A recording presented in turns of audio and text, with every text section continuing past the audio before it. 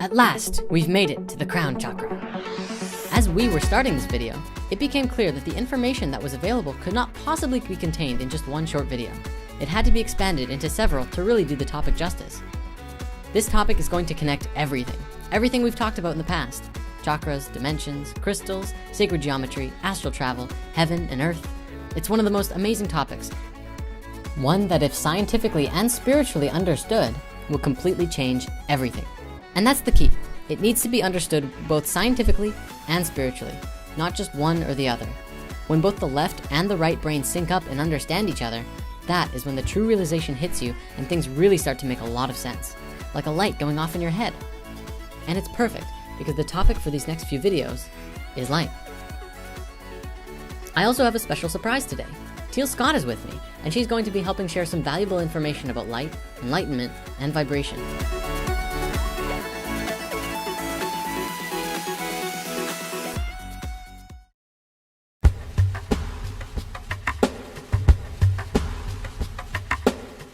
If we look at our ancient history, we can see references to light in almost every ancient culture in a multitude of ways. They don't ever believe light is just some electromagnetic phenomenon of the third dimension, but that light itself is intimately connected to the creation of reality, as well as connected to the center of the toroidal field at the center of your heart. In Egyptian culture, as well as biblical texts, light is the first thing that was created in the creation of everything. As it's often described, God or source, Allah, Brahma, or any of these words for cosmic consciousness is light. Or perhaps that from this consciousness, light is the first thing to emerge. You can think of the vibration of light as being the closest vibration to that of source energy.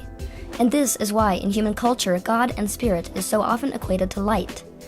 We all may be manifested in a dense physical way, but our truer selves are light beings. Based on the thoughts that we hold in our minds, our day-to-day choices, and the degree that we limit ourselves to illusion instead of awareness, we either prevent or allow ourselves from becoming a living embodiment of the light being that we are.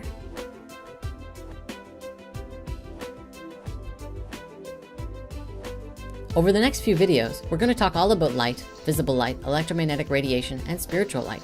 And we need to make this distinction right off the bat, because visible light is only light that the eye can see. Electromagnetic radiation is all of the particles and waves that make up all of our reality, which are, in essence, very dense particles of light energy that manifest in a multitude of ways. Spiritual light, as I understand it, is the same thing, but on another level higher than that. Spiritual light is the light of awareness, the light of consciousness, and the light within your heart. The first manifestation of the physical dimension is light, the kind of light that the sun projects and the eye perceives. This light most closely matches the frequency of the light that we can call spiritual light. In many cultures, the sun was representative of this understanding. The sun is an excellent example of this. It is the nucleus of our solar system, the bringer of life and light, which was seen as a force akin to God.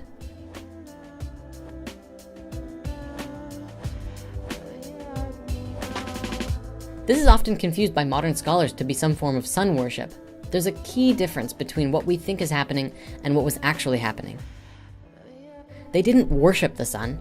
They loved it. They understood it. It is their cosmic father, as we've discussed before.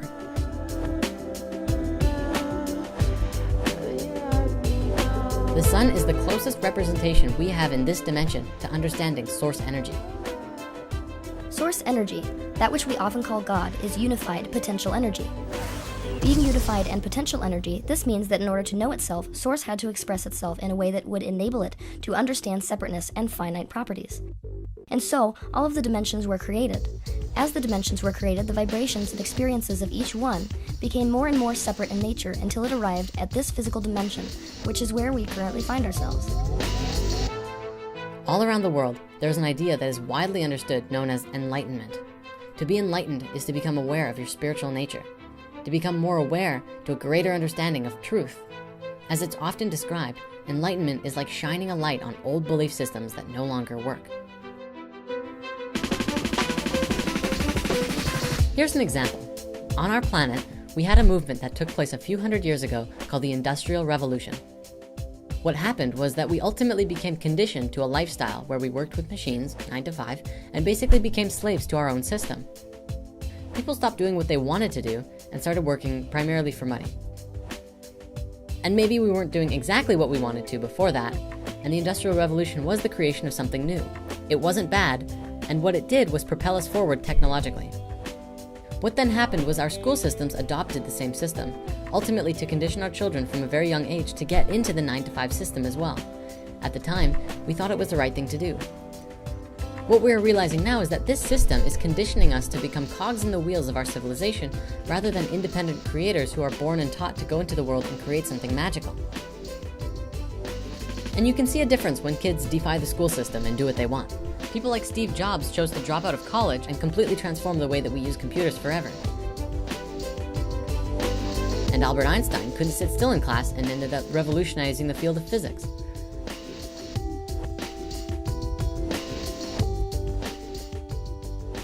So what does this have to do with enlightenment? To become enlightened is to become more aware of what is. And what is seeing and understanding the reality as it is. In this particular example, seeing that the current education system and even work system needs to be transmuted into something new, or as we like to say, reformed. So we become enlightened to the truth that our old systems don't work and we'd like to make something new.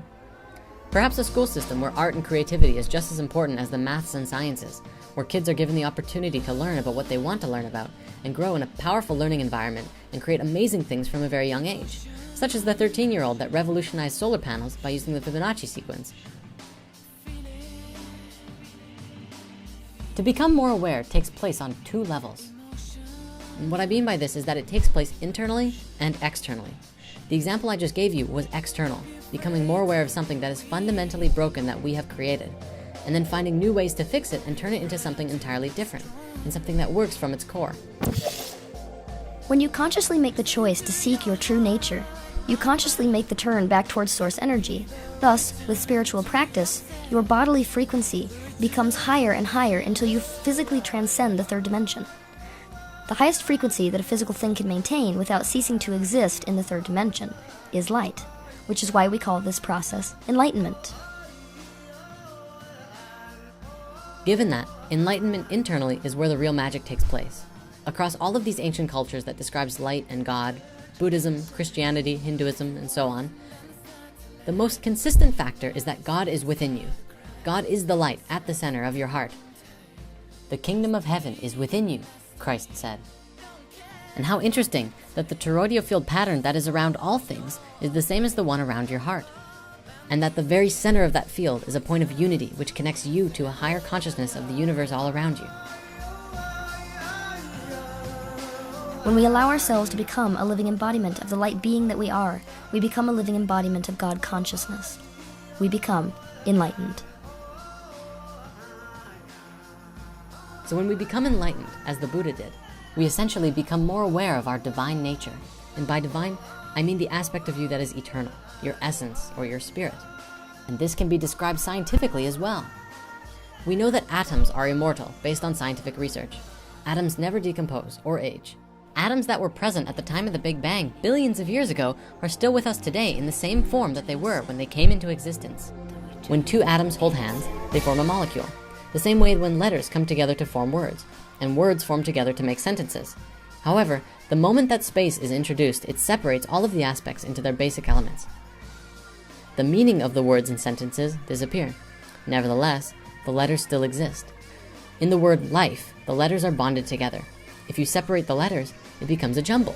The word no longer exists, but the letters do, and it works the same way with atoms and molecules. So when atoms stop holding hands, the molecule dies, but the atoms continue to live on. Molecules create physical matter in this dimension, including our physical hearts, livers, brains, bones, and every other aspect of this reality is composed of molecules. When molecules separate and die, our organs deteriorate and age, and the atoms live on and become something new. Light has not only wave-like properties, but also particle-like properties. Particles are in essence an energetic vibration that appears static. Static meaning unchanging and finite. The properties and behavior of particles is the reason that this physical reality looks static and feels finite and real to you. When we move back towards source, we are moving back towards light because light is the first physical manifestation of source. We come through the experience of light when we enter this dimension, and we leave through the experience of light when we die. This is why when people die, they experience moving towards a white light.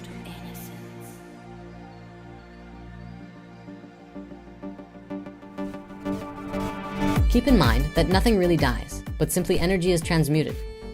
The energy that was created between the molecules do not disappear out of existence when something dies. It is simply transmuted. The consciousness moves on. When our physical body dies, our consciousness moves on as well. Our awareness is transmuted and moves into something new. The physical body can decompose, but we don't. We cannot. So let's bring this back around full circle. Light. Does light decompose? Is that even remotely possible? Light can bend, dance, shine, and shimmer. And when you break it apart, it becomes color and more finely tuned vibrations. Considering all things are vibration, perhaps the light energy that creates your being too is just a creation of consciousness within a field of possibilities, with you at the very center, sharing space with the rest of the universe. Enlightenment is understanding that you are not your thoughts, but the awareness of the thoughts themselves. Enlightenment is understanding that you have a right to exist because you do exist, and so does everything and everyone else in existence. It is knowing and seeing truth, which is everything that is, without any preconceived ideas or stories being put on top of circumstances. Enlightenment is shining your light, sharing your truth, expressing yourself, and consciously participating in reality in your highest way. It is choosing growth over stagnation, even if it causes you discomfort. It is asking questions and questioning the answers, and always asking more questions. It's making decisions and then letting go and trusting that decision. It's acknowledging when you've made a mistake and hurt someone or broke something, and then cleaning up your mess. It's taking responsibility for yourself in all of your actions. It's also the understanding that you are not alone and that anything is possible. That the kingdom of earth is external to yourself and the kingdom of heaven is internal, the space where everything is connected.